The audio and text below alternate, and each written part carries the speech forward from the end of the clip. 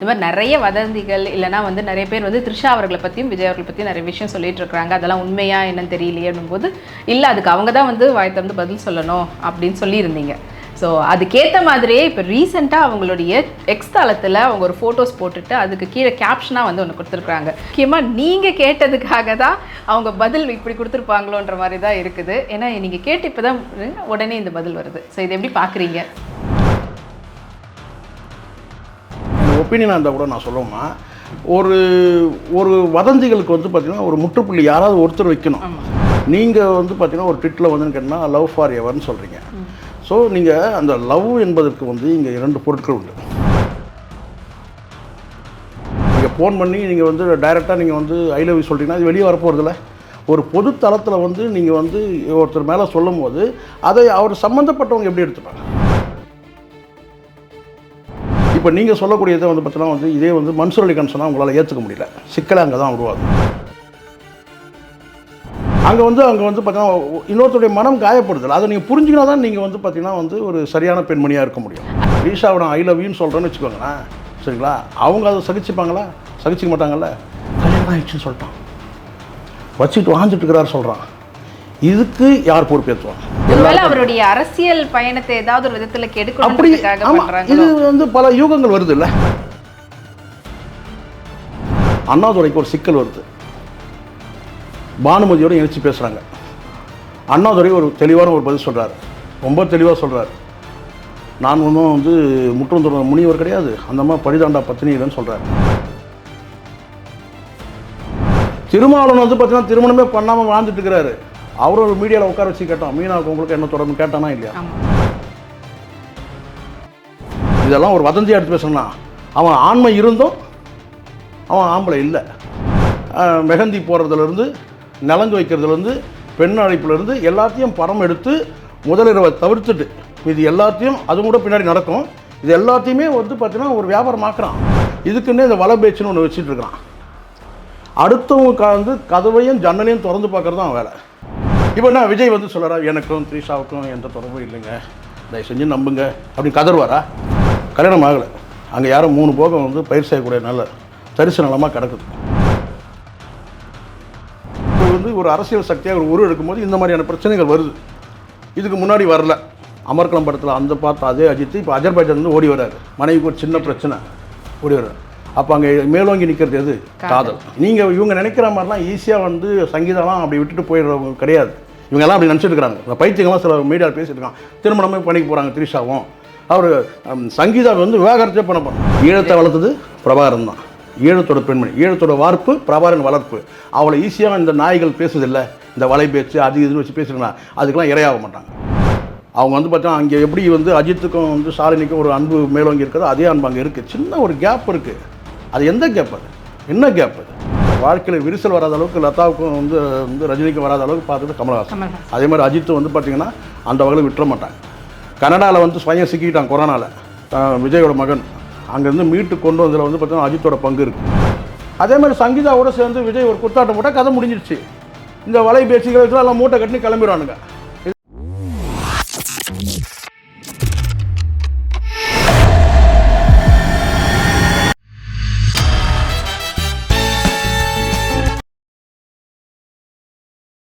PPT cinema நேயர்கள் அனைவருக்கும் வணக்கம். நான் உங்கள் விஜய் சௌமியா. இன்னைக்கு நம்ம இடையே இணைஞ்சிருக்கிறவங்க பத்திரிகையாளர் சேக்குவார் அவர்கள். வணக்கம். வணக்கம். எப்படி இருக்கிறீங்க? ரொம்ப அப்படியே பரபரப்பா இருக்கிறீங்க. எங்க பார்த்தாலும் உங்களுடைய பேச்சு தான் கேட்டுட்டு இருக்கிறோம். ஸோ இன்னைக்கு முதல்ல ஜெயில் உறுதி அப்படியெல்லாம் இல்லை, நல்லதுக்காக குரல் கொடுக்குறீங்கல்ல, அதனால மக்கள் உங்கள் பக்கம் நிறைய பேர் இருப்பாங்க. அண்ட் இப்போ நீங்கள் ரீசெண்டாக நம்மளுடைய சேனல்லையே கொஞ்ச நாளைக்கு முன்னாடி ஒரு இன்டர்வியூ கொடுத்துருக்கும் போது இந்த மாதிரி நிறைய வதந்திகள் இல்லைனா வந்து நிறைய பேர் வந்து த்ரிஷா அவர்களை பற்றியும் விஜய் அவர்களை பற்றியும் நிறைய விஷயம் சொல்லிட்டு இருக்காங்க. அதெல்லாம் உண்மையா என்னன்னு தெரியலையேன்னும் போது இல்லை, அதுக்கு அவங்க தான் வந்து வாய் திறந்து பதில் சொல்லணும் அப்படின்னு சொல்லியிருந்தீங்க. ஸோ அதுக்கேற்ற மாதிரியே இப்போ ரீசெண்டாக அவங்களுடைய எக்ஸ் தளத்தில் அவங்க ஒரு ஃபோட்டோஸ் போட்டுட்டு அதுக்கு கீழே கேப்ஷனாக வந்து ஒன்று கொடுத்துருக்குறாங்க.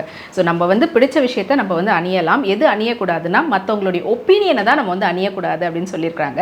ஸோ இது வந்து ஒரு பக்கம் எல்லாரும் வந்து இவ்வளோ நாள் யாரெல்லாம் வந்து பேசிகிட்டு இருந்தாங்களோ அந்த வதந்திகளுக்கெல்லாம் வந்துட்டு சோஷியல் மீடியாவில் பதில் கொடுக்குற விதத்தில் தான் இந்த கேப்ஷன் இருக்குதுன்ற மாதிரியும் பரப்பிக்கிட்டு இருக்காங்க. ஆனால் நான் என்ன சொல்கிறேன்னா, முக்கியமாக நீங்கள் கேட்டதுக்காக தான் அவங்க பதில் இப்படி கொடுத்துருப்பாங்களோன்ற மாதிரி தான் இருக்குது. ஏன்னா நீங்கள் கேட்டு இப்போ தான் உடனே இந்த பதில் வருது. ஸோ இதை எப்படி பார்க்குறீங்க? என்னுடைய ஒப்பீனியனை கூட எடுத்து அவங்க லாங்குவேஜ்லேயே போயிடுறேன். ஓகே, எனக்கு ஒப்பீனியனாக இருந்தால் கூட நான் சொல்லுவேன்னா, ஒரு வதந்திகளுக்கு வந்து பார்த்திங்கன்னா ஒரு முற்றுப்புள்ளி யாராவது ஒருத்தர் வைக்கணும். சரிங்களா? இப்போ வந்து ஒரு விஜய் அவர்கள் பொறுத்த வரைக்கும் முதல்ல வந்து கேட்டால் அவர் வந்து ஒரு மகன், அதற்கு பிறகு அவர் வந்து ஒரு கணவன், அதுக்கு பிறகு தந்தை, அதை கடந்து ஒரு ஆதர்ச நாயகன் ரசிகர்களுக்கு, அதுக்கு பிறகு தான் அவர் வந்து மக்கள் தலைவராக உருவாகிட்டுருக்கிறார். இந்த மாதிரியான ஒரு சூழ்நிலையில் வந்து பார்த்திங்கன்னா, நீங்கள் ஒரு குறிப்பிட்ட ஒரு நபரை பற்றி நீங்கள் புகார் தரீங்க, என்னை ஒரு அசிங்கப்படுத்துகிறார், கேவலப்படுத்துகிறார். நீங்கள் வந்து பார்த்திங்கன்னா ஒரு ட்விட்டில் வந்து கேட்டால் லவ் ஃபார் எவர்னு சொல்கிறீங்க. ஸோ நீங்கள் அந்த லவ் என்பதற்கு வந்து இங்கே 2 பொருட்கள் உண்டு, அர்த்தம் உண்டு. நீங்கள் இதை வெறும் அன்பாக கூட எடுத்துக்கலாம். சரிங்களா? இப்போ நீங்கள் சொல்லக்கூடியதை வந்து பார்த்தீங்கன்னா வந்து இதே வந்து மன்சூர் அலிகான் சொன்னால் உங்களால் ஏற்றுக்க முடியல, சிக்கலை அங்கே தான் உருவாகுது. இப்போ மன்சூர் அலிகான் வந்து பார்த்திங்கன்னா நான் வந்து த்ரீஷாவை காதலிக்கிறேன்னு சொன்னால் உங்களுக்கு ஒவ்வாமை வருது, அலர்ஜி வருது. ஆனால் அதே நீங்கள் வந்து பார்த்திங்கன்னா வந்து 2 பிள்ளைகளுக்கு வந்து தந்தை, இன்னொரு பெண்ணுக்கு வந்து கணவன், அதை தாண்டி வந்து பார்த்திங்கன்னா வந்து ஆதர்ச நாயகன், இப்படி இருக்கும்போது நீங்களும் உங்கள் வார்த்தைகள் வந்து எச்சரிக்கையாக பயன்படுத்தினால. நீங்கள் இப்போ நான் கேட்குறேன், நீங்கள் ஃபோன் பண்ணி நீங்கள் வந்து டைரெக்டாக நீங்கள் வந்து ஐ லவ் யூ சொல்கிறீங்கன்னா அது வெளியே வரப்போகிறதில்ல. ஒரு பொது தளத்தில் வந்து நீங்கள் வந்து ஒருத்தர் மேலே சொல்லும் போது அதை அவர் சம்மந்தப்பட்டவங்க எப்படி எடுத்துப்பாங்க? எல்லாருக்குமே நீங்கள் சொல்கிறீங்களா, அது பொசசிவ், அதுக்கு பேர் என்ன சொல்கிறீங்க, ஒருத்தர் வந்து பார்த்தீங்கன்னா அதை வந்து தன்னுரிமை, தன்னாட்சி செலுத்துகிறாங்கன்னு வச்சுக்கோங்க, அவங்களுக்கு எப்படி இருக்கும்? அவங்களுடைய தனிப்பட்ட வந்து நீங்கள் வந்து அவங்களுடைய ப்ரைவசியில் நீங்கள் உள்ளே நுழையிறீங்கன்னு அர்த்தம். அவங்களுடைய கணவர் வந்து அவங்களுக்கு வந்து நேசிக்கக்கூடியவர்கிட்ட வந்து நீங்கள் அவங்கள உரிமை கொண்டாடுறீங்கன்றப்போ ஒரு பொருள் எடுத்துப்பாங்கல்ல. அங்கே வந்து பார்த்தீங்கன்னா இன்னொருத்தருடைய மனம் காயப்படுதல், அதை நீங்கள் புரிஞ்சுக்கினா தான் நீங்கள் வந்து பார்த்தீங்கன்னா வந்து ஒரு சரியான பெண்மணியாக இருக்க முடியும். அதுக்கு அவங்க பதிலுக்கு கேட்கலாம்ல. நான் மட்டுமா சொல்கிறேன், விஜய்னா பல பேர், பலாயிரம் பேர் வந்து நானும் சொல்கிறேன். இப்போ நான் சொன்னேன்னா எப்படி இருக்கும், த்ரீஷாவோட ஐ லவ் யூன்னு சொல்கிறேன்னு வச்சுக்கோங்களேன். சரிங்களா? அவங்க அதை சகிச்சுப்பாங்களா? சகிச்சிக்க மாட்டாங்கல்ல. எவ்வளோ ஒரு கொடூரமான ஒரு முகத்தை வச்சுக்கிட்டு இப்படி வேணால் ஒரு ஆளுமை வந்து நம்மளை பார்த்து இப்படி ஒரு வார்த்தை சொல்கிறேன்னு நீங்கள் சொல்லுவீங்களா? சொல்ல மாட்டீங்களா? மன்சூர் அலிகான் என்னவோ தான் அதுதான் எனக்கும் எல்லாருக்கும் அதுதான். ஆனால் நீங்கள் விரும்பக்கூடியவரை வந்து நீங்கள் வந்து போகிற போக்கில் நீங்கள் வந்து லவ் ஃபார் எவர் நீங்கள் ஒரு பாட்டை போட்டு விட்டிங்கன்னா இங்கே வெறும் மின்னுட்டு இருக்கிறோன்னா என்ன பண்ணணும்? நீங்களே சொல்லுங்கள். கல்யாணம் ஆகிடுச்சுன்னு சொல்லிட்டான், வச்சுக்கிட்டு வாழ்ந்துட்டு இருக்கிறாரு சொல்கிறான், இதுக்கு யார் பொறுப்பேற்றுவாங்க? நீங்கள் சொல்லுங்கள். அம்மா இங்கே அவருடைய அரசியல் பயணத்தை ஏதாவது ஒரு விதத்தில் கெடுக்கணும் அப்படி. இது வந்து பல யூகங்கள் வருது இல்லை. ஒருவேளை இது எதிரிகளோட நடவடிக்கையாக இருக்குமா? ஆமாம், இது எல்லா காலகட்டத்திலும் இருக்குமா? நீங்கள் உங்களுக்கு பழசு நான் வந்து பின்னோக்கி பார்க்குறேன், இந்த காணொலி பார்க்குற பல பேருக்கு தெரியும். அண்ணாதுரைக்கு ஒரு சிக்கல் வருது, பானுமதியோடு இணைச்சி பேசுகிறாங்க. அண்ணாதுரை ஒரு தெளிவான ஒரு பதில் சொல்கிறார், ரொம்ப தெளிவாக சொல்கிறார். நான் ஒன்றும் வந்து முற்றும் தொடர்ந்த முனிவர் கிடையாது, அந்த மாதிரி படிதாண்டா பத்தினி இல்லைன்னு சொல்கிறார். அண்ணாதுரை சொல்கிறார். அண்ணாதுரைக்கு இருக்கிற அந்த துணிவு எல்லாருக்கும் இருக்கான்னு கேட்டால் எல்லாருக்கும் இல்லை, இருக்குது ஆனால் இல்லை, வெளியே சொல்ல முடியல. சொல்லணும்னு எண்ணம் இருக்குது, சொல்ல முடியல. அது மாதிரி எல்லாருக்கும் எம்ஜிஆருக்கு வந்துச்சு. எம்ஜிஆரையும் ஜெயலலிதாவும் இணைச்சி பேசுகிறவங்க இல்லையா? லதாவும் இணைச்சி பேசுகிறவங்க இல்லையா? இணைச்சி பேசியிருக்காங்களா இல்லையா? நீங்கள் ஏதோ இந்த டிஜிட்டல் ஊடகம் மட்டும் சொல்ல, பிரிண்ட் மீடியாலாம் பேசப்பட்டது. கலைஞரை வந்து இணைச்சி பேசுனாங்க. ஆமாம். மு.க. ஸ்டாலின் அவர்களை இணைச்சி பேசுனாங்க. திருமாவளவன் வந்து பார்த்தீங்கன்னா திருமணமே பண்ணாமல் வாழ்ந்துட்டு இருக்கிறாரு. அவரும் ஒரு மீடியாவில் உட்கார வச்சு கேட்டான், மீனாவுக்கு உங்களுக்கு என்ன தொடர்புன்னு கேட்டானா இல்லையா? கேட்டாங்கல்ல. அது தொடர்ந்து வருதா இல்லையா? உதயநிதி வந்து 50 கோடிக்கு வீடு வாங்கி கொடுத்துறாரு, நிவேதா பெற்றாரு, சொன்னாங்களா இல்லையா? பேசப்பட்டதா இல்லையா? இப்போ வரைக்கும் அது அப்படியே தொடர்ந்து. இப்போ விஜய்க்கு வந்து இப்போ த்ரீஷா கிட்ட வந்து த்ரீஷா ஜெயலலிதான்ட்டான், அவரோட குடும்பமே நடத்திட்டு இருக்கிறாங்கன்னு சொல்கிறேன். இப்போது நான் இப்படி எடுத்துக்கிறேன், நீங்கள் அண்ணாதுரையிலிருந்து விஜய் வரைக்கும் இப்படியான ஒரு வதந்திகள் ஒருத்தன் பேசுகிறாங்கன்னு சொன்னால் இவங்க எல்லாருமே அண்ணாதுரை, எம்ஜிஆர், கலைஞர், ஸ்டாலின், உதயநிதி, திருமாவளவன், விஜய், இவங்க எல்லாருமே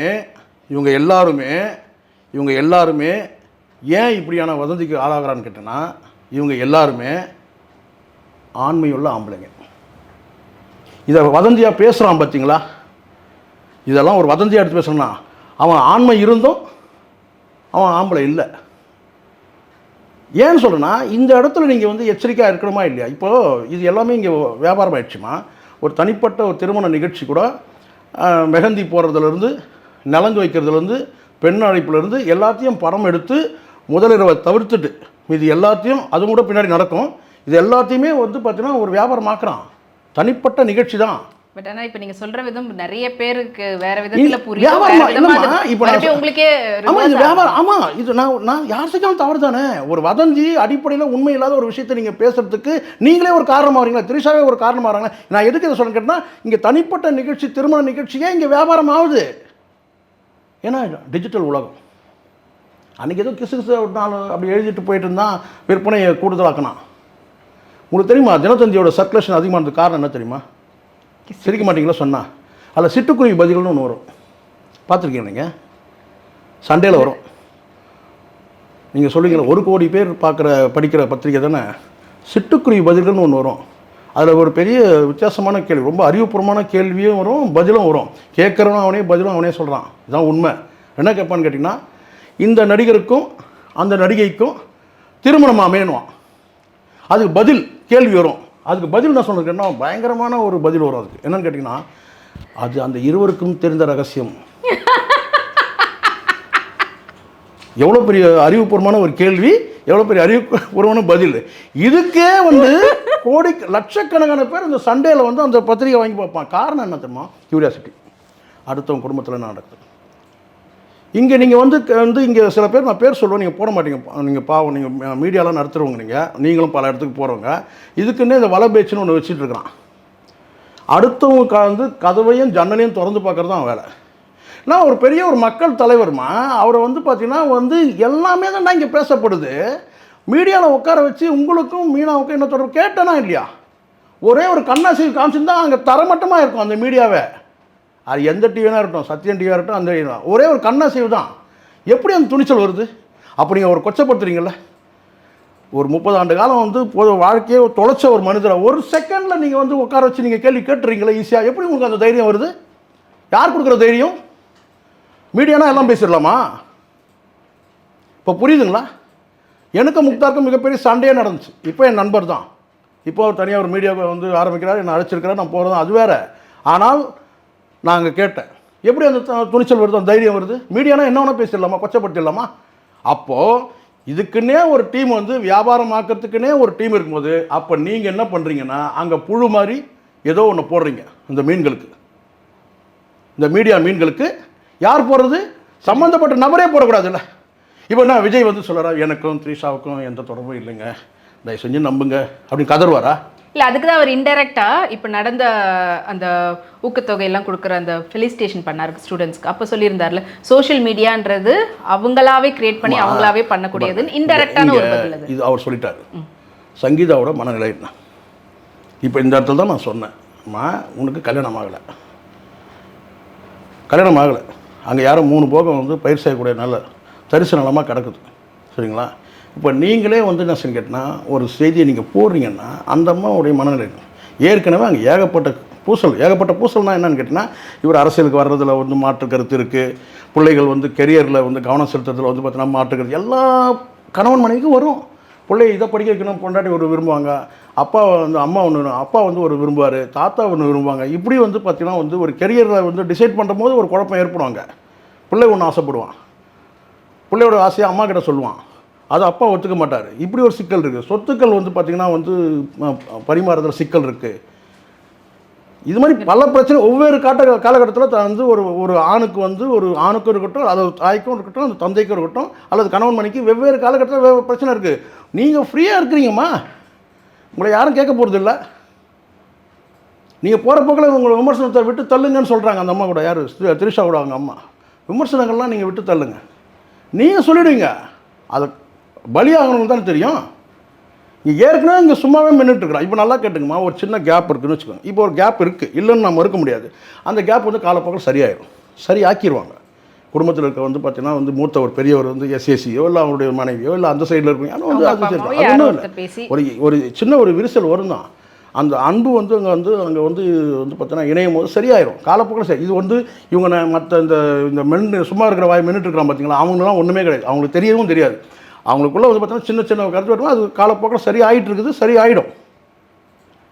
யூசுவலாக இப்போ நான் கேட்குறேன், இப்போ ஏன் வந்து இப்போ வந்து ஒரு அரசியல் சக்தியாக ஒரு உருவெடுக்கும் போது இந்த மாதிரியான பிரச்சனைகள் வருது, இதுக்கு முன்னாடி வரல. இப்போ ஏன் அஜித்துக்கு ஏன் வரல? அஜித் வந்து அமர்கலம் படத்தில் வந்து பார்த்தோன்னா ஒரு சின்ன கீரல் வந்த மாதிரி காயம்பட்டோம். அன்னைக்கு வந்து உடனே அங்கேயே ஆன் த ஸ்பாட்லேயே, ஷூட்டிங் ஸ்பாட்லேயே உடனே வந்து கட்டு போட்டு உடனே கிட்ட இருந்து பார்த்து அவங்கள வந்து குணமாகறதுக்கு பக்கத்தில் வந்து அதே அமர்கலம் படத்தில் அந்த பார்த்து அதே அஜித் இப்போ அஜர்பைஜான்லேருந்து ஓடி வர்றாரு. மனைவிக்கு ஒரு சின்ன பிரச்சனை, ஓடி வர்றாரு. அப்போ அங்கே மேலோங்கி நிற்கிறது எது? காதல். அதே காதல் இவங்ககிட்ட இருக்குது. நீங்கள் இவங்க நினைக்கிற மாதிரிலாம் ஈஸியாக வந்து சங்கீதம்லாம் அப்படி விட்டுட்டு போயிடுறவங்க கிடையாது. இவங்கெல்லாம் அப்படி நினச்சிட்டு இருக்கிறாங்க. பைத்தியங்கள்லாம் சில மீடியாவில் பேசிட்டு இருக்காங்க, திருமணமே பண்ணிக்க போகிறாங்க திரிஷாவும். அவர் சங்கீதா வந்து விவாகரத்தே பண்ண போகிறோம். இவனெல்லாம் பைத்தியங்க. நீங்கள் நினைக்கிற மாதிரி ஒரு நடிகை கிடையாது சங்கீதா. இப்போ நிறைய பேர் நான் அப்படி நினச்சிருக்கிறான், சங்கீதான்ற பேர் வச்சுன்னா ஒரு நடிகை நினச்சிருக்கிறாங்க. சங்கீதா யார் சொல்லுங்கள், நீங்கள் சொல்லுங்கள். சங்கீதா யார்? இல்லை பொதுவாக கேட்குறீங்களா? இல்லை சங்கீதா யார் உங்களுக்கு தெரிஞ்சது சொல்லுங்கள். உங்களுக்கு என்ன தெரியுமா சொல்லுங்கள். அவங்க வந்து ஒரு ஸ்ரீலங்கன் தமிழன். அவங்க வந்து லண்டனில் செட்டில் ஆன ஒரு ஃபேமிலி. அண்ட் அவங்க அப்பா வந்து ஒரு பெரிய பிஸ்னஸ்மேன். அண்ட் அவங்களுக்கு வந்து 2 லைன் சொல்கிறேன். ஈழத்தின் வார்ப்பு, பிரபாகரின் வளர்ப்பு. எது? ஈழத்தை வளர்த்தது பிரபாகரன் தான். ஈழத்தோட பெண்மணி, ஈழத்தோட வார்ப்பு, பிரபாகரன் வளர்ப்பு. அவளை ஈஸியாக இந்த நாய்கள் பேசுதில்லை, இந்த வலை பேச்சு அது இதுன்னு வச்சு பேசுகிறேன்னா அதுக்கெல்லாம் இரையாக மாட்டாங்க. அவங்க வந்து பார்த்தா அங்கே எப்படி வந்து அஜித்துக்கும் வந்து ஷாலினிக்கும் ஒரு அன்பு மேலோங்கி இருக்கிறதோ அதே அன்பு அங்கே இருக்குது. சின்ன ஒரு கேப் இருக்குது. அது எந்த கேப்? அது என்ன கேப்? அது அவங்க ஒரு நடிகர் தெரியாமையா திருமணம் பண்ணிக்கிட்டாங்க? நான் கேட்குறேன். ஷாலினி ஒரு நடிகைமா, ஒரு சின்ன கீரல் கூட அவங்களுடைய லைஃப்பில் சொல்ல முடியாது. அதே மாதிரி சங்கீதா வாழ்க்கையில் ஒரு சின்ன கீரலை கூட நீங்கள் சொல்ல முடியாது. விஜய் வந்து பார்த்தீங்கன்னா வந்து ஒரு வளர்ந்து வரும் தலைவர். நீங்கள் இப்போ அடித்து பார்க்குறீங்க, இந்த கோலில் மாட்டுவாங்களா?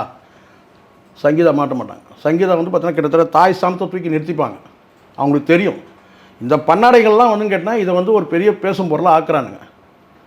இதை தாண்டி எப்படி வந்து ஒரு காலத்தில் வந்து கமலஹாசனும் ரஜினியும் தனித்தனியாக இருக்காங்கன்னு சொல்லிட்டு கமலஹாசன் ரஜினிகாந்துக்கு ஒரு வந்து சொத்து பிரச்சனை வரும்போது உங்களுக்கு தெரியும்னு நினைக்கிறேன். அந்த ஒரு சொத்து பிரச்சனை, அதாவது என்ன ஹரே ராம ஹரே கிருஷ்ணாவுக்கு சொத்துக்களை எழுதி கொடுக்குறேன்னு நான் சொல்லியிருக்கிறேன்னு நினைக்கிறேன்.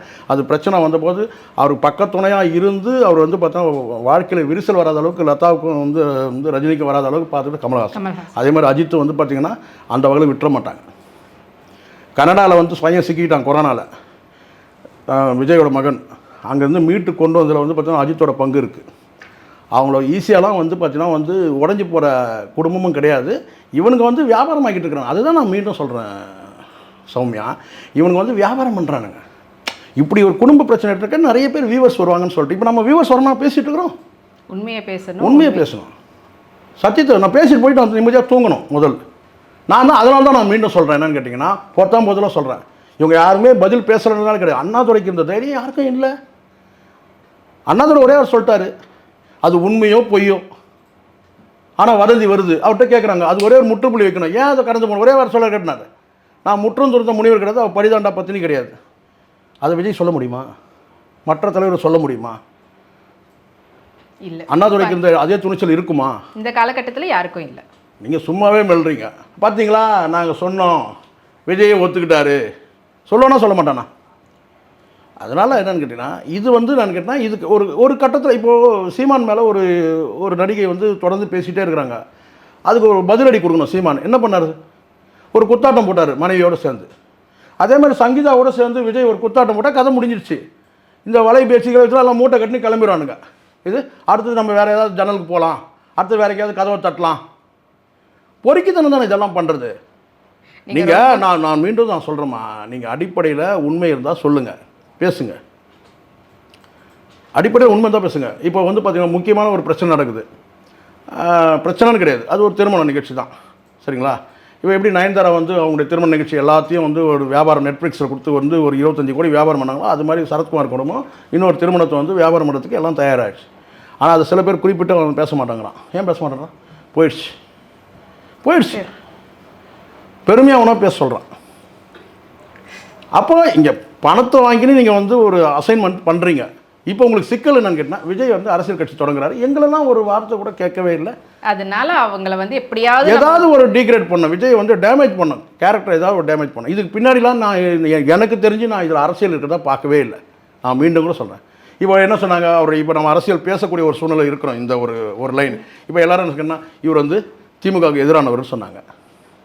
இப்போ நீட் ஆதரவு ஒன்றிய அரசு சொன்னவனு கேட்டினா பிஜேபிக்கு எதிரானவர் சொல்கிறேன்னா இல்லையா? ஒரே ஒரு வாரத்தில் மாறிடுச்சு நிலமை.